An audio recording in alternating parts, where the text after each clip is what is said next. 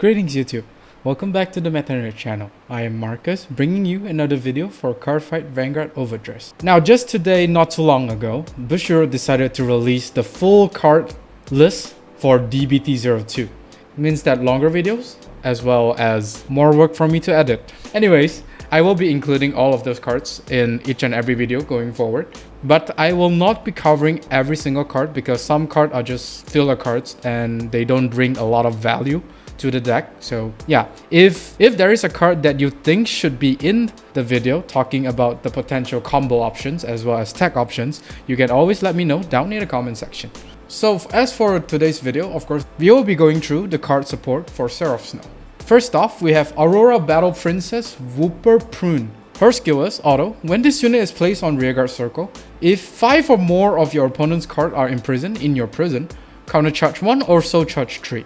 Now, of course, this is definitely a utility support. The 5 cards imprisoned is really heavy, in my opinion. 5 cards for a counter charge 1 as well as a soul charge 3.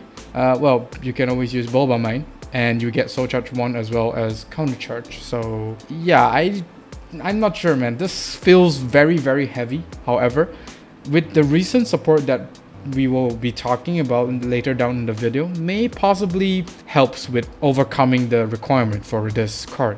The options to either counter charge 1 or soul charge 3 is actually quite nice, but then most likely you will be only going for the counter charge because soul charge, Seraph Snow does not really have a problem with soul, I think. Yeah, and not to mention, your prison does give you 3 soul if you do set it up in the first turn. Next up, we have the new card that was released today. Aurora Battle Princess Loaded Azaley. Continuous rearguard circle. During the battle, this unit boosts and your opponent has 2 or more imprisoned cards. This unit plus 5k power.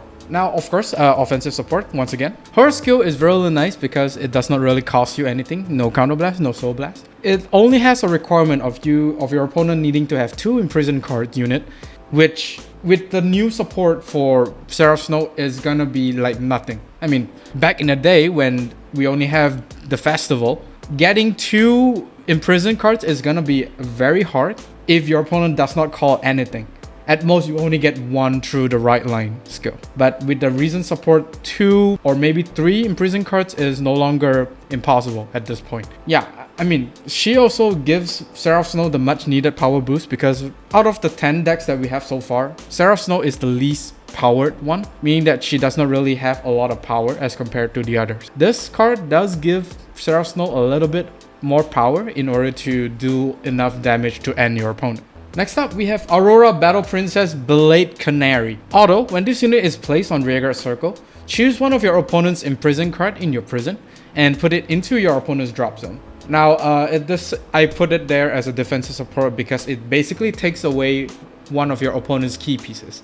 For example, when you ride the right line and you force your opponent to imprison 1 card, most of the time your opponent will imprison something that they can use further down the turn. So in order to prevent that, you can actually call out this card just to kind of put that card to the drop zone, as well as put on some early aggression because she's a 10k. Okay, and something to note here is that her activation of her skill is mandatory. So for example, if you have like 5 cards in your imprison and all 5 of them are maybe useless, you can't really like say, yeah, I'm gonna call this card, but I'm not gonna activate her skill. No, that's not how it works.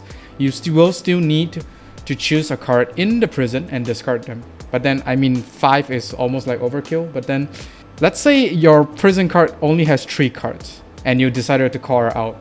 Yeah, you get what I mean here. So you will still need to kind of commit to imprison 1 more card if you want to unlock Seraph Snow's +1 drive. So yeah, keep that in mind. Next up, Aurora Battle Princess Mel Horizon. 0 down. Auto rearguard circle. When this unit attacks a Vanguard, counterblast 1. Choose one of your opponent's rearguard, imprison it in your prison, and this unit plus 5k until the end of turn. This, of course, offensive support as well as an imprison support. She by herself, if you do not have any booster, is gonna hit for a magic number, including a persona, right? She's gonna be a 28k attacker. However, the problem comes is that you already have a lot of cards that actually helps you imprison the rearguards. And not to mention, there's 1 card that actually helps you imprison from the drop zone without you actually attack hit. So I don't think there is much usage for this card But then, of course, if you do want to play this card, feel free to go ahead. Next up, also another new card from today, Twisting Bulldoze. Auto rearguard. When this unit attacks and you have more rearguards than your opponent, Counterblast 1, Soul Blast 1. During this battle, this unit gets 10k power. For a Counterblast, as well as you get the Soul Charge, this unit and also this unit gets plus 10k power. This is gonna give Seraph Snow a much needed powerful attacker, because he himself is gonna attack for 33k, which is quite impressive if you ask me. He does give you back the 1 soul, but then you generally do not really use a lot of soul in Seraph Snow. Next up is the MVP for Seraph Snow, another Mecha Godzilla. Whimsical Machine Beast Bugmotor. Active rearguard. If one or less of your opponent's cards are imprisoned in your prison, cost, rest this unit. Choose a unit card from your opponent's drop and imprison it in your prison. After reading that skill, you should already know this card is the MVP for all of Seraph Snow support. He himself is a confirmed 1 or 2 imprisoned units, because yeah, it directs imprisoned stuff from the drop zone to the imprisoned is gonna be very devastating as well as disgusting, and make it easier for Seraph Snow to achieve the 3 cards in prison, as well as the other 5 card requirement that we talked about. It's a simple rest 1. I mean, come on, it's nothing compared to the utility that this unit gives. So even if your opponent tries to not call anything or maybe clear out the board so that you don't imprison stuff and therefore activate Seraph Snow's skill, this card is just gonna make all those strategies goes to the drain. I mean, come on. This card is an absolute staple for Seraph Snow. If you do not run this card, don't play Seraph Snow.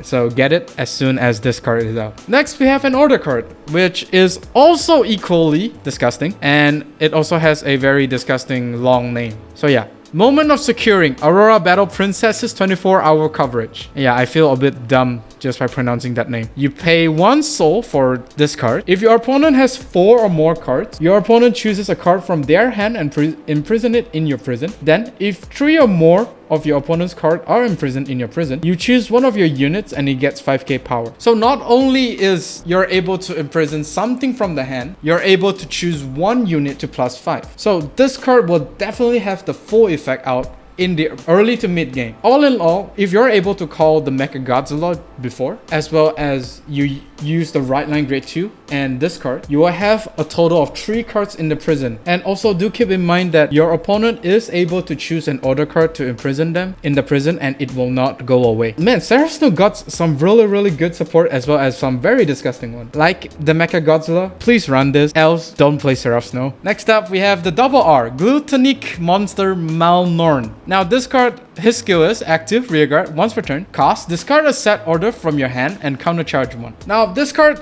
is a very cute monster. He does gives you a countercharge in exchange for an order card, meaning either your prison or in Orpheus case is those world order that you may or may not use to countercharge 1. Plus the good thing about this is that unlike Boba Mine will have to Ghost to Soul, while Malnorm does not really have to, and you're able to use it continuously down the next turn. So it potentially helps you put a usage on those potentially dead cards, for example the prison or some other world order card that you may not need to actually effectively countercharge 1. This card is effectively very good for Seraph Snow as well as Orpheus, since both of these decks use Counterblast quite a lot at this point in time. It also might be a replacement for Boba Mine. And next up, we have another double R, Aurora Battle Princess Derii Violet. Auto, when this unit is put on Guardian Circle, if one or more of your opponent's cards are imprisoned in your prison, Soul Blast 1. Choose one of your units and it cannot be hit by a grade 2 or lower unit's attack until the end of that battle. Yeah, so a defensive support. This is basically another sentinel, a secondary sentinel that also will work if you intercept her. But the problem is she only restricts to only guarding a grade 2 or lower attacking unit. Meaning that if you're facing against Bastion, well,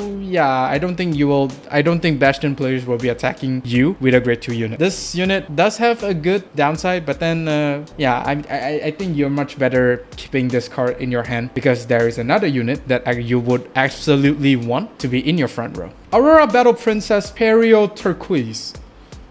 Yeah, continuous rearguard circle. During your turn, if 2 or more of your opponent's cards are imprisoned in your prison, this unit gets 5k power. Second skill, auto front row rearguard circle. When your opponent's card imprisoned in your prison is placed on rearguard circle, that unit gets minus 5k power until the end of turn. She is perfect combination of both an offensive support as well as a defensive support. She basically punishes your opponent for releasing those imprisoned unit by having them minus 5k, which might cripple some of the decks out there, for example Magnolia. Something to keep in mind is that her skill is already activated the moment your opponent decided to release their imprisoned unit. So there's no way of this unit skill cannot be activated if you release something from the prison that has the ability to retire this unit. No, it does not really work that way. This will be a primary target for your opponent to retire. Unfortunately, you're not able to put it in the back row because her second skill only activates when she's in the front. Now I'm gonna go through the ruling explanation for this one as to why her skill is already activated even if you decided to free something that can actually retire her. In this example, I will be using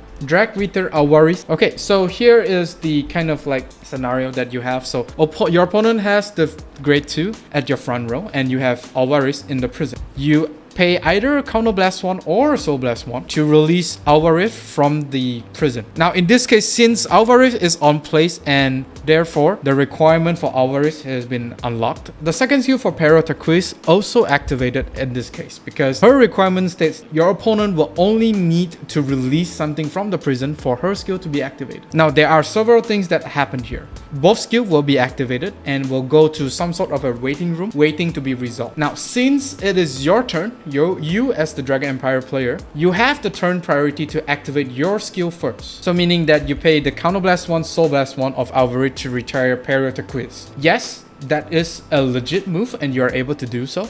However, once there is no other auto skill of your turn, of you as the Dragon Empire player, there is no more other auto skill, Perio Turquoise skill will now resolve her skill because she's the only auto skill that has yet to resolve. Once the opponent resolves Perio Turquoise skill, it will give Alvarez a minus 5k power. So hopefully this does explains how the ruling of her skill functions because of how the turn priority works and the timing of the activation of both skill. And that is all for this video. Do let me know down in the comment section of how do you feel about the new Seraph Snow. To me, I feel that she is going to be a very deadly deck and a very painful opponent to deal with as the speed of her imprisoning units is increasing for DBT02. And I'm worried.